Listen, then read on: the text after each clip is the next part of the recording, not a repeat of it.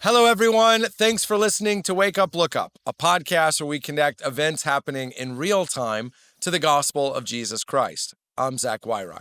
And in today's episode, we're asking the question, can insecure people create art? This is prompted by a Wall Street Journal article that I read this week that was looking at Disney's remake of the classic film Snow White. I don't know if you're aware of this, but Disney in the last 10 years or so has been remaking their animated classics into live action films. They're trading on nostalgia. Adults who grew up with movies can go back to the theater and see the same movie, only this time in adult version with real or at least computer generated images pretending to happen in the real world. It's been wildly successful for the most part, but not everyone has been a hit. And that's where Snow White is trending.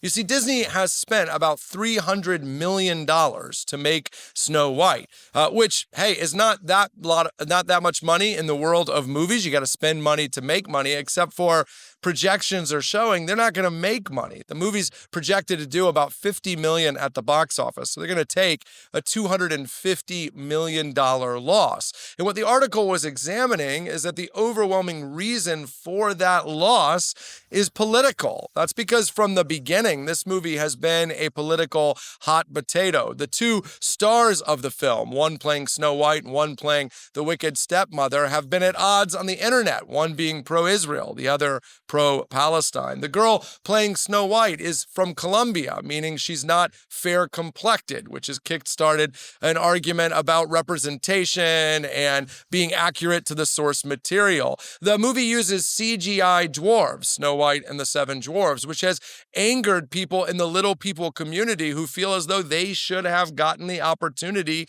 to play those parts. It's been woke versus not woke, representation versus accuracy, on and on we go. And here's the big takeaway for me and the point of this podcast. As long as we are chasing identity through politics, in the end, we'll never be able to create any kind of art.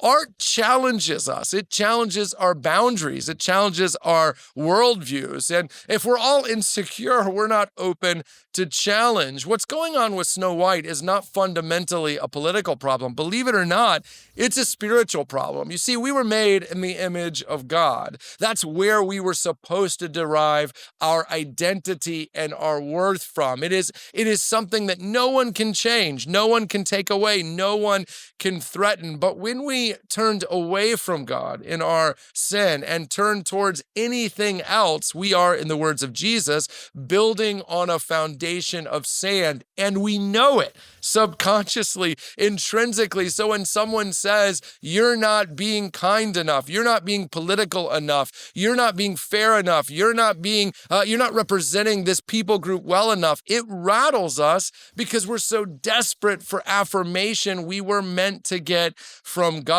People pleasing is the zeitgeist of our day because we need everyone to tell us how great we are. Of course, the Bible warns us about people pleasing. Galatians 1 tells us that if we please people, we'll never please God. Proverbs 29 says that the fear of man is like a snare or a trap that will destroy our lives. It's destroying this movie. It's destroying our culture. The only way back for each one of us individually and for companies and organizations at large is to go back to where we were supposed to get our worth and purpose from. When someone says, you aren't doing this good enough, it shouldn't rattle us. if in fact we know we're doing what God has wanted us to do.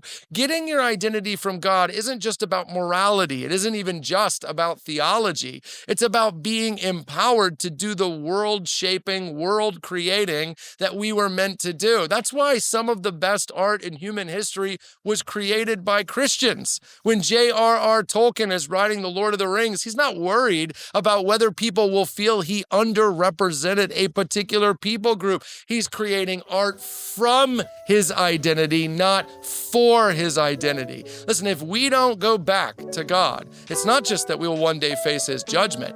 In the waiting room awaiting judgment, all the art will be terrible.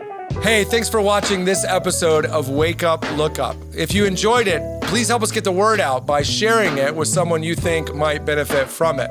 And while you're here, make sure to subscribe to our YouTube channel to get further content, or even download the CCC app, where you'll find even more resources to help you grow in your faith and relationship with Jesus Christ.